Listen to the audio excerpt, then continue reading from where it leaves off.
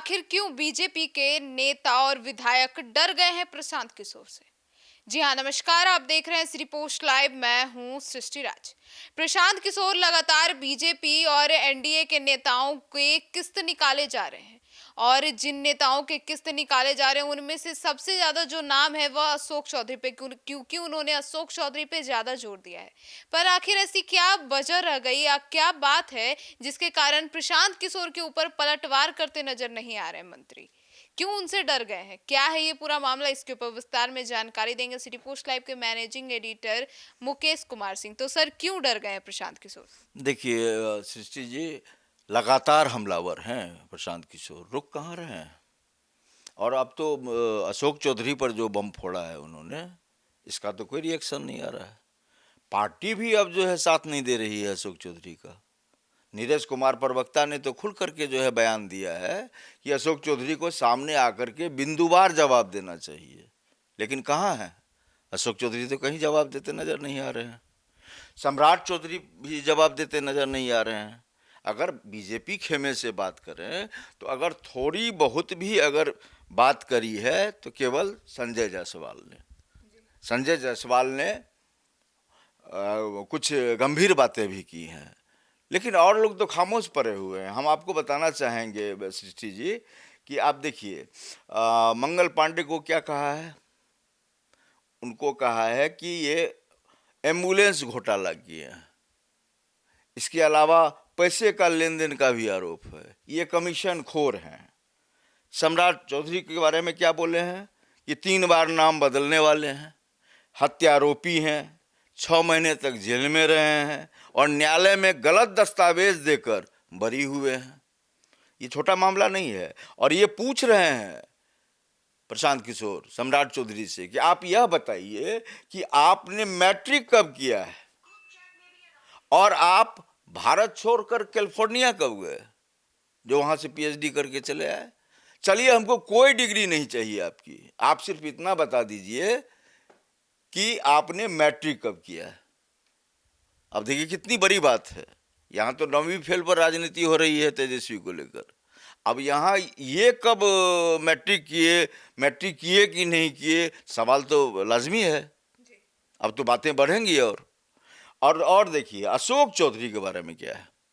अशोक चौधरी सभी को पता है कि नीतीश कुमार के बेहद करीबी हैं और मानस पुत्र अपने को मानते हैं अशोक चौधरी। तो अशोक चौधरी पर बिहार की नज़र टिकी हुई है। बड़ा आरोप लगाया है अशोक चौधरी पर, कहा है कि ये फर्जी प्रोफेसर हैं, ये सर्वदलीय नेता हैं। अब 200 करोड़ की संपत्ति को लेकर सवाल खड़े कर दिए हैं। ये लेन देन का भी मामला है। और देखिए इसी बीच में क्या हुआ है कि इस डॉक्टर इकरा अली खान को लेकर के जमा खान और अशोक चौधरी पहुंच गए हैं नीतीश कुमार के पास। अब क्या होगा? अब देखिए ये इकरा खान कौन है। अब इकरा खान है, ये दिवंगत शाहिद अली खान की बेटी हैं। पुपरी से ये विधायक हुआ करते थे दिवंगत शाहिद अली खान, उन्हीं की बेटी है इकरा अली खान। यह चाह रही हैं कि इनको टिकट मिले जदयू से और ये अशोक चौधरी के माध्यम से पहुंचे हैं वहां। ये सुरसन से जो है टिकट चाह रही हैं। अब हमें बताइए कि एक तो अभी आरोप लगा है, उसका जवाब इनको नहीं सूझ रहा है। इतना बड़ा आरोप है। अब आप क्या लगता है आपको कि प्रशांत किशोर का हमला अभी रुकने वाला है अशोक चौधरी पर? बिल्कुल नहीं। अब इकरा अली खान को लेकर के आप देख लीजिएगा, बड़ा बम फोड़ेंगे प्रशांत किशोर कि इकरा अली को टिकट दिलाने में करोड़ों रुपये जो है अशोक चौधरी ने लिए।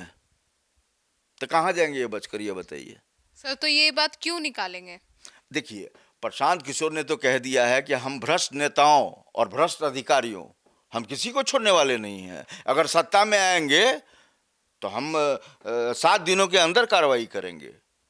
हमें सृष्टि जी यह आप समझाइए कि अगर आप पर आरोप लगा, आप पर कोई आरोप लगा तो आप चुपचाप बर्दाश्त कर लेंगे? बिल्कुल नहीं। तो आरोप के खिलाफ आवाज उठाएंगी ना। अगर आरोप में दम है या सत्य है आरोप, तो आप चुपचाप घर में बैठ जाएंगी। लेकिन अगर आरोप लगाने से आप जो है अपराधी थोड़े हो गई, या सबूत आपको थोड़े ही दे दिया गया आपके खिलाफ। आरोप लगाना एक सहज प्रक्रिया है, लेकिन आरोप को साबित करने के लिए कोर्ट जाना पड़ेगा आपको। उन पे भी तो, प्रशांत किशोर पे भी तो आरोप लगा सर कि उनकी कंपनियां घाटे में चल रही है और 200-200 करोड़ों के चंदे दिए जा रहे हैं। देखिए, उसका जवाब तैयार हो रखे हैं, जी वो हर सवाल का जवाब दे रहे हैं। इसके अलावा भी कई तरह के आरोप उन पर लग चुके हैं। यह भी मैं आपको आपके माध्यम से दर्शकों को बताना चाहता हूँ कि उदय सिंह और प्रशांत किशोर की एक रिश्तेदार दोनों ने मिल करके एक कंपनी खोला है और सैकड़ों करोड़ का टर्नओवर का मामला है। तो ये सब आरोप लग रहे हैं, उसका प्रशांत किशोर जवाब देंगे करी दर करी। ये प्रशांत किशोर ने बता दिया है। हमारा सवाल यह है कि अगर आप पर आरोप लग रहा है तो जिस दिन आरोप लगा आपको उसी दिन खुलकर सामने आना चाहिए। आप बैकफुट पर क्यों जा रहे हैं? अगर आपने चोरी नहीं की है तो आप चोरी के आरोप को कैसे बर्दाश्त कर रहे हैं? अशोक चौधरी को लेकर के तो अब यह कयास लगाया जाने लगा है कि अशोक चौधरी इस्तीफा दे देंगे। अब एक तरह से नीतीश कुमार भी उनकी मदद में खड़े नहीं दिख रहे हैं। क्या करेंगे जब कैबिनेट के सारे मिनिस्टर अगर विरोधी हो जाएंगे, बीजेपी भी जब आरे हाथों लेने लगेगी। आप देखिए, सत्ता पक्ष में तो बीजेपी भी है और सर, पर अशोक चौधरी जो है वो तो नीतीश कुमार के इतने करीबी माने जाते हैं, तो कैसे ये, क्या नीतीश कुमार उनको इस्तीफा देने देंगे? देखिए, सवाल इतना बड़ा है कि सामने चुनाव है और भ्रष्टाचार का इतना बड़ा मामला अगर किसी मंत्री पर लगता है तो जनता जानना चाहेगी ना कि आप ऐसे व्यक्ति को मंत्री क्यों बनाए हुए हैं, आखिर क्या है उससे आपको लोभ लालच। ये तो जनता जानना चाहेगी ना। अब नीरज कुमार कौन है? नीरज कुमार तो प्रवक्ता है ना, जदयू के प्रवक्ता हैं। वे ललन सिंह पर भी बरसे हैं और ये अशोक चौधरी को आड़े हाथ ले रहे हैं। कह रहे हैं कि अशोक चौधरी को सामने आकर के बिंदुवार जवाब देना चाहिए। कहने का मतलब, अगर आपके पास जवाब नहीं है तो आप अपनी कुर्सी छोड़ दीजिए, यानी कि मंत्री पद से आप इस्तीफा दे दीजिए। इशारा तो यही है।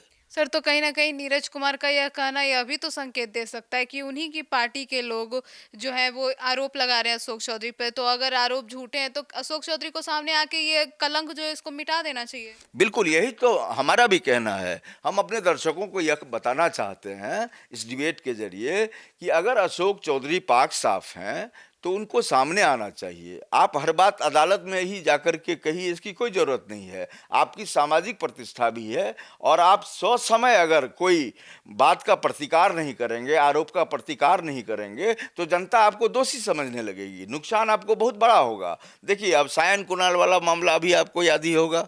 सायन कुणाल की माँ से लेन देन का मामला है। तो ये आरोप इतने छोटे हैं, थोड़े ही हैं, 200 करोड़ का आरोप है। और आप क्यों नहीं अभी तक आ रहे हैं फ्रंट पर? अशोक चौधरी क्यों नहीं आ रहे हैं? और इकरा अली खान को लेकर के चले गए हैं। जब आप पर आरोप लगा हुआ है तो पहले आप उसकी सफाई दीजिए, आप अपने पक्ष में बोलिए कुछ। अब आप इकरा अली खान को टिकट दिलाने ले गए हैं तो आज का मतलब है कि आप टिकट दिलाने ले गए हैं तो अब प्रशांत किशोर तो सवाल करेंगे कि आपने तो सौदा किया होगा। तो आप एक मामले में फंसी हुई हैं, उसका आपने अभी तक समाधान नहीं कर पाए। आप समाधान की तरफ आपका ध्यान है कि नहीं है मैं नहीं जानता, लेकिन अगर आप दोषी नहीं हैं, आरोप इतने गंभीर हैं तो आपको फ्रंट पर आकर के जवाब देना चाहिए प्रशांत किशोर को। इस तरह घर में बैठ करके या फिर मुख्यमंत्री से मिलते रहने से थोड़े हो जाएगा कुछ। आपराधिक मामले की जांच पुलिस करती है और कोर्ट न्यायालय जो है किस चीज़ के लिए बैठा हुआ है? फैसला सुनाने के लिए कि आप दोषी हैं या निर्दोष हैं, सबका तो न्यायालय देखेगा ना। तो ये मामला, अब तो प्रशांत किशोर कह रहे हैं कि हम धीरे धीरे मामलों को अब अदालत में ले जाएंगे। तो क्या वो अदालत में केस लड़ेंगे? तो फिर राजनीति कौन करेगा? अशोक चौधरी पर बड़ी तलवार लटकी हुई है सृष्टि जी, और ये हम लोगों को एक सप्ताह के अंदर देखना जरूरी है कि अशोक चौधरी सामने आकर के किस तरीके से जो है इस मामले को लेकर अपना पक्ष रखते हैं। अगर पक्ष रखने में कमज़ोर दिखेंगे वो, तो आप समझ लीजिए कि उन पर बड़ी कार्रवाई आगे होगी ही, पहले उनको इस्तीफा देना पड़ेगा।